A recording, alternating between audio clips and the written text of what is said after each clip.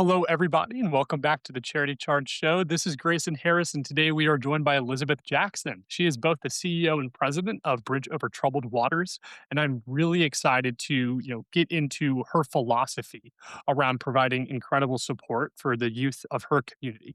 Elizabeth, thank you so much for coming on the show today. Thank you for having me, Grayson. It's great to be able to talk about bridge and to have a conversation about being a CEO. Of course. Well, the name Bridge Over Troubled Waters, I think, is just so incredible and really sets the stage in an explanation of the work that you do. Tell me a little bit more about what that name means to yourself and the organization. What the name means. It was started back in the late 60s, and it really means, no pun intended, the bridge over having young people walking over to the next phase of their life and supporting them through all that and being a big foundation for them.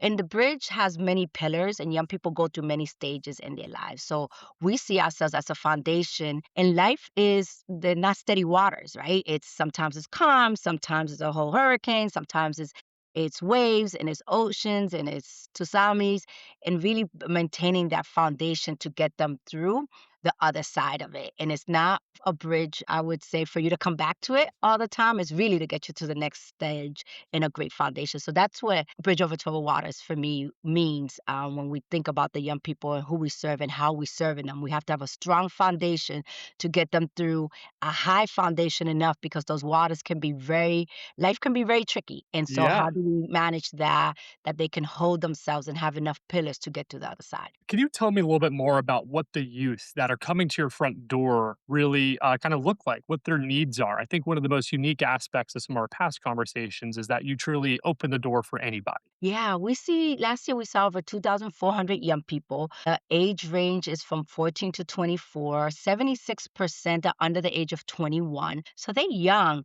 I'm going to start with your first question. What do they look like? Well, different. Well, some have red hair, tattoos, great clothing. Their language is very different. They use clock it, they use fire, they use words that is not in my vocabulary. And we have to learn a whole different language, my poor staff. And I keep learning new language. And they come with lots of energy, with lots of anger, trauma, all different walks of life, all different colors. And they come just because someone said, hey, if you want services, this is the place to go. And just to be able to, once they walk through that front door, provide the individualized attention for them. Everybody gets a smile. Everybody can get something to eat. Everyone can take a shower. But really, everyone needs a different service plan. They're not all walking the same path.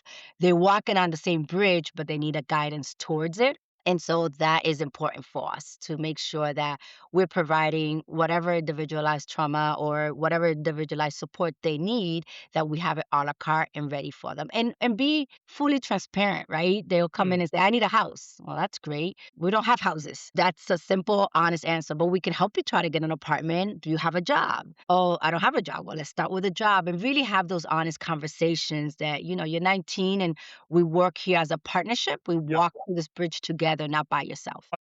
Can you give a little bit more context into what services, you do provide? As you mentioned as well, there are so many different areas, and different needs as people come to your door and different walks of life. Yeah, I usually say Bridge is the University of Life Skills for young people. We have counseling, we have medical, we have street outreach, we have behavioral health, we have case management, housing, partnership with dental clinics. So we really provide the full spectrum of what a young person might need. Oh, we have education, we have day programs. We really have support systems of where that young people is. And we say we meet them where they're at. Like, the young Of course. person wants to smoke weed and have a joint here or there and is not ready to get services, there's a place for them at Bridge. And then we work towards where they need to be and how we work there together. So we really provide the whole gamut of services for young people. I would say it's a one-stop shop for just learning, standing, providing a basic foundation, and then guide you to walk to the other side of the bridge. We can't do it all by ourselves. We have over 100 and so partners that we provide services with, and we work with the state and city to also provide other services that the young person needs. But the foundational experiences at Bridge we do have. We have, financial management. We have teaching on how to wash clothes, how to cook, Yeah. all needs that sometimes people be like, oh, they're 19, they should know it. Well, if no one taught you, you don't know it. So that's our mentality. Let's start all over, let's fresh, let's replant the seed and let's water it so they can master it, the skills, and that's really important. And I'd like to dive into something that is really a complex aspect of the work that you do, and that's what success looks like, right? Because every single, young person that walks in your door, is an individual case. What does success look like for you and your organization? I know that you have an incredible track record, especially in terms of reunification of runaway youth. Can you speak a little bit more to really what that means for you over at Bridge? Wow. It's interesting because this is a question that's always gets asked. And my director, our clinical director, always has great data and data points that we can talk to. But the success that I would say for me, servicing 2,400 young people a year is that we're able to serve. It's all about quality, not quantity. And it's Mm, really important to stay focused. But each program has a different success rate.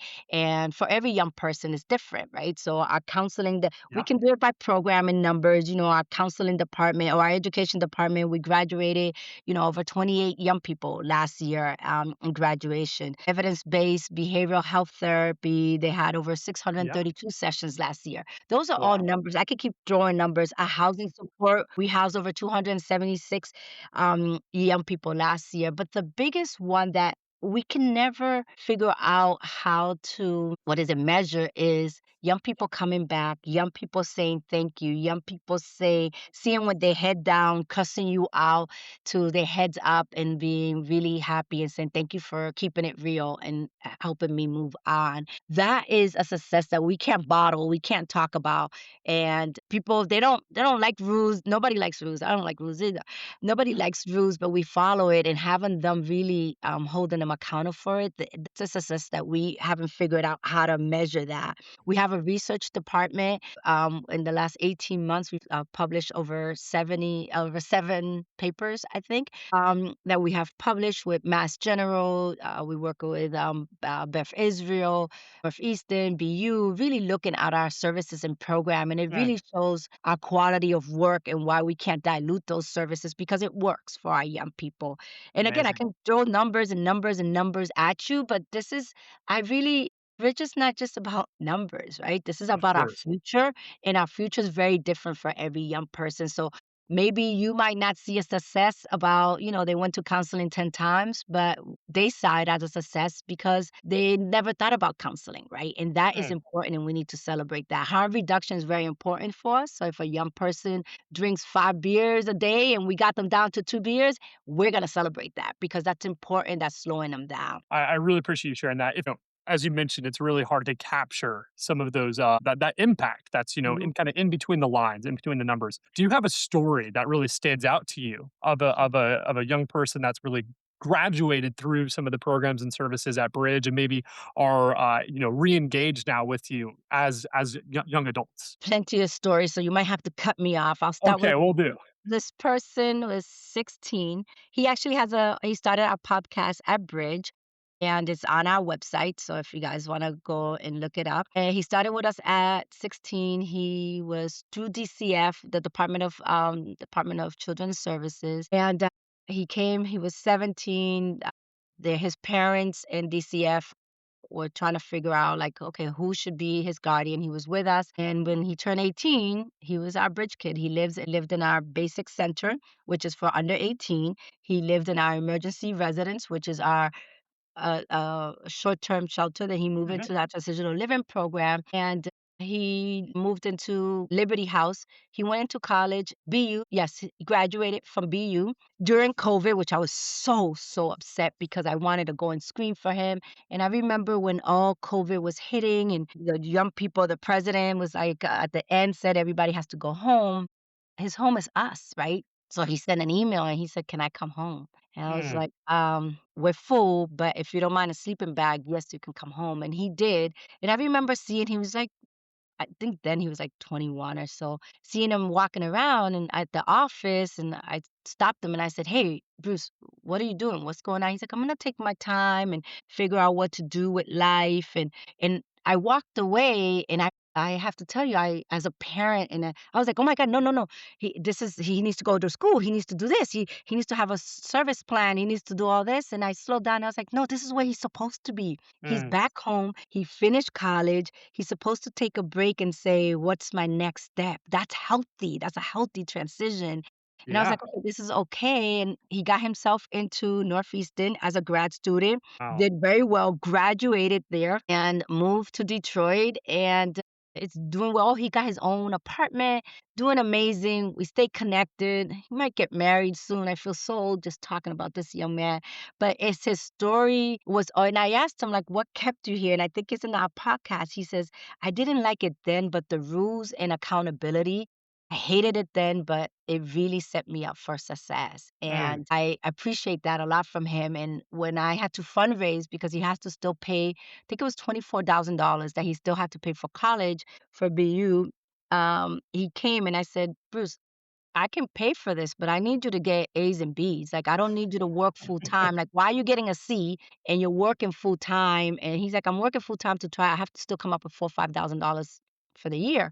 And I said, okay, I'll pay for it, but you have to give me A's and B's. Between me and you, Grayson, I would have paid for it if he got a C. But I didn't want him to know that. I gave him a of high course. standard. He That's blew that that parent in you. C out of the water. He made dean's list every semester. He would send me that report card, and it was the easiest money to raise for me that I was like, "He deserves it," and I would send it to finance. I paid his tuition bill because he met it, and he first time in his family to go to school. I didn't get him there. I was like, I didn't do it. You did it. You got yourself there. You know, this is not imposter syndrome. You Mm, did it."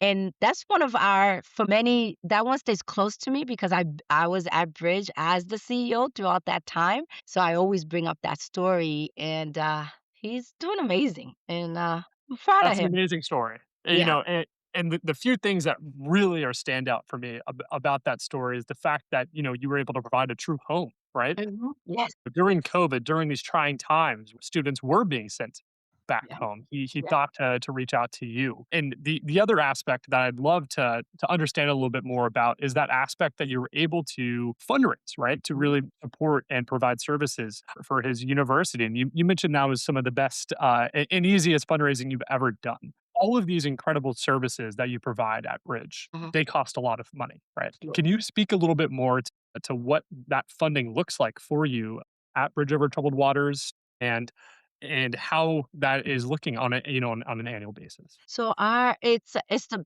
biggest part of my job. So I have to raise 7 or 8 not with a team. So programs have to provide the services that we say. We have to raise about $8 million in a I call it 11 months period, you know, July Yep. 1st to June 30th. And the agencies are a $12 million agency, 6 million to government contracts, 6.5 million, so about 7 million is private foundations and corporations. We've grown that when I started at Bridge in, oh god, 2011, I think, or 2013. I don't even know the year when I started. The organization was like about $3 million, and now it's at $12 million. What's important for me is to really have a partnership and I call it a marriage with our donors. Like I have teenagers. People have teenagers. It's not easy. We want to give them the best life ever, right? And we want them to follow that line. But they're also independent young adults, young people that think independently and want to make their own decisions. So outcomes and impressions are very different for each one of them. So really, that partnership is important because I need you to understand where we're going. It's the individualized attention. And it's really having that communication with our donors. It's Mm, really talking to them of what we provide, how our service and how complex our services are. It is already hard dealing with teenagers who have their own language and this world's not easy. Everything's in social media. It's already hard to work with a donor or a funder that it's gonna make it twice as hard. Like, I mm, want you to, make sure all our young people have glasses. It's like, well, if they need it, I'll make sure they have it, but that shouldn't yeah, be the only requirement, right? And really having that open conversation has been my true model of making sure that I'm not growing. It's all about quality, not quantity. I don't mm, want to grow to serve 5 or 10,000 young people if I can't have the quality to make sure every young person feels in one way or another that they're being connected. Even with what we have now is it's a struggle, right?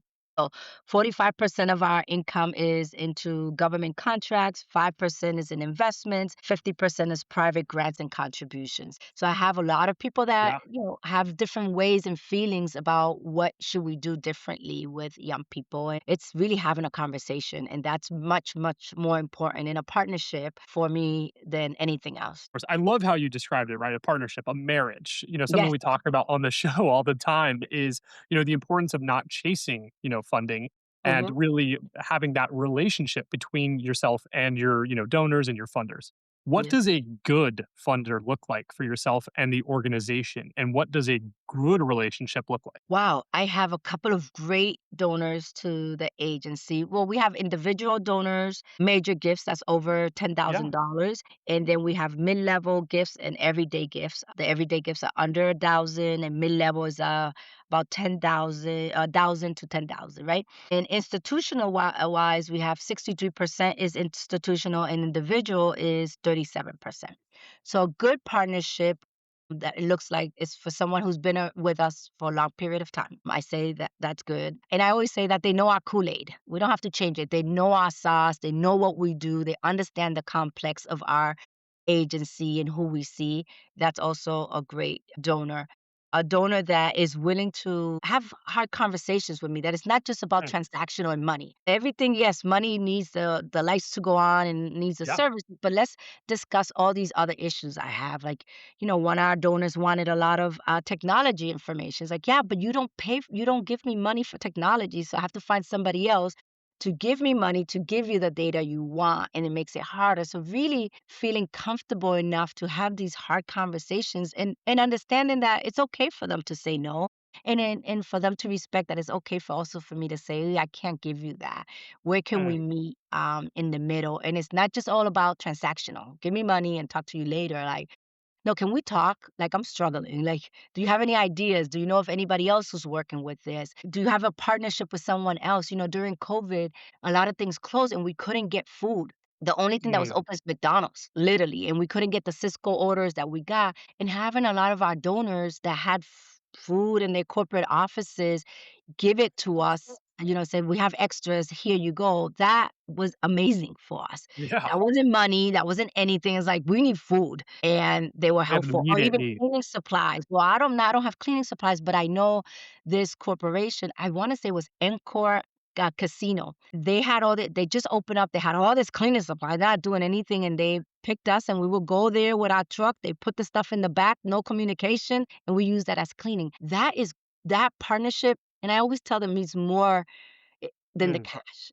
because I can actually say I'm struggling with this, Yeah. and you won't use it against me of like I'm being a bad CEO, I'm not using your money in the right place or anything like that. That you understand that I need something else, and it's not just money. So non-transactional is a good partnership for me. That's amazing. The commonality of all of those examples that you just gave to me really was trust, right? Yeah. That's what really just came through of those examples that you gave is, this trust that you have, Mhm. to be vulnerable and then to receive that empathy, right, from your funders and donors.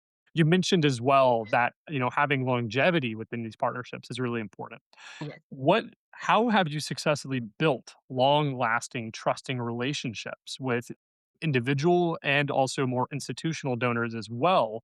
And what advice would you have, for another CEO that's sitting in your position that's looking to do and build those same principles within their relationships as well? I would say don't promise anything you can't deliver. I would say secondly that if you know the train going off the rails, let them know before anybody else does. Like good, bad, or indifferent. Grayson, can you have a minute? Let me talk to you. I know you gave me 1 million to do this.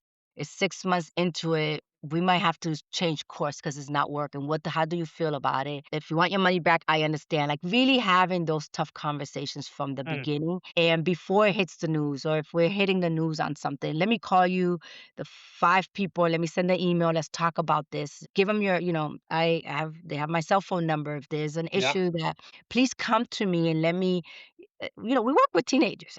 We work with young adults. Anything can happen. I can have cameras anywhere. Anything can happen. I can't, and being honest about that. So if somebody's complaining or young adults in a meeting and they're having some issues, give me the ability to say, "Yep, that's true, and we messed up." I think owning up to it, it's been Mm, a humbling experience by saying, "We messed up on that one. Let's make it right." And do whatever we can to make it right. Another one is don't chase, not that to don't chase the money, but like if Grayson needs, 2 beds because or Grayson's 6 foot tall or 7 foot tall, and he needs a bigger bed than what we have, and the bigger bed's gonna cost me another $500. I'm not gonna go to the fund and say, "Can you give me another $500?" I'm just gonna be like, "Let's get the $500 bed, and I'll figure out how to fund it later." Like, the baby shouldn't be, I don't care that Grace is 22 years, he's still a baby. That baby should not be sleeping in that bed like that, and really giving value. Or when I have my funders come and visit, they'll be like, "Wow, this is really nice. Oh, look at this. mm, This looks good. Look, I would live here." I was like, "Exactly, me too. This is why I can ask Grayson to clean up because I can say, I'm not giving you a junk place to stay. You're yeah. living in a nice place, Grayson. Come on, go to school, You're do getting stuff." buy-in from both your Right. young people and the donors by really maintaining that level of care. And that's very important that it looks good, and the reason why. And I always say, look, if we got 10 young people that's going to substance abuse, that's great. Like, that's a great number. And really explaining that to donors, why is it important? It's really communications beginning to end at all Mm, times, updating all the time, not before the report is due, or or the other reports, just really having that open communication, and then really having them fix it with you if there's an issue and say, "I yeah, need more time," or "Let's fix this together," then being, "Well, you can't come because you did this." And also listening to them. If they said that you forgot to do this, let's do it. Let me get the team. What happened? Get it done. Like, why? You didn't go to this meeting. I hear about it. Why are we not going to the meeting? Like, really being proactive on their concerns as well. understood. Elizabeth, I really appreciate everything that you've shared so far, both about, the incredible work that you're doing and also your philosophy around especially, funder and donor relationships. As we look to 2026, what has you excited about Bridge, about any services that are on the horizon or any events that are coming up? I'm excited for the snow to go away. I am excited about summer coming and our GED high set graduation that's coming up. We have a gala that's November 7th. I know Okay. that this in February, well, January, but and we Hey, start it's a planning big for planning that. process. Yeah. We start planning for that. And I'm excited for the young people to get the services they need and what's important for them to get those services. We had a parent once send us, we had a young person that we were servicing them, and we got the young person back home, and the parent sent a letter with a donation and said to us, "You parent my child when I couldn't." And Man. I'm really excited of our research and continue to provide the services for our young people, not cutting services because, the federal government or anything else that's happening, like really staying true and weather the storm, because at the end, they're the ones that get hurt. And I'm really excited to make sure I look at with my team different ways to continue to provide those services because I want to be that bridge or that parent for that young person Mm. once they come into bridge so I can get them back home, and that's much more important to me than anything else. Well, Elizabeth, I am incredibly excited as well. And how can, our audience get involved with the work of Bridge Over Troubled Waters that are tuning in? They can go, development's gonna kill me. Let me see if I get it all right. www.thebridge.org is our website. So please go into our website. There's volunteer opportunities there. There is ways you can help, donate, follow us on Instagram, Facebook. The more followers, the more people know about us. That's an at Bridge OTW, Yeah. and just really connecting because I really want people to know that this is not just any young person, or this is not those kids. This is any 18-year-old that, the data says 1 in 30 under the age of 24 will have one night of homelessness, or 1 in 10 under the age of 18 to 25. I might have that messed up too on the Yeah. data, but it they will have one night of homelessness. And so we need, these are kids in your classrooms. These are kids one kid in a football team, a cheer team. These are young people that feel that they're sleeping in a car while they're in high school, right? So the more people talk about it, November's Homeless Youth Month, really Mm. talk about it that these are young people that are couch surfing in somebody's couch and you didn't even know he didn't have a place to stay. So definitely be aware and talk about it. Of course, and we're gonna make sure to include all of those links in the description. Elizabeth, thank you so much for coming on the show today and, sharing more about the work of Bridge, providing incredible services for the young people of your community out there in Boston. And thank you for coming on our show today. Thank you. Thank you so much for having us.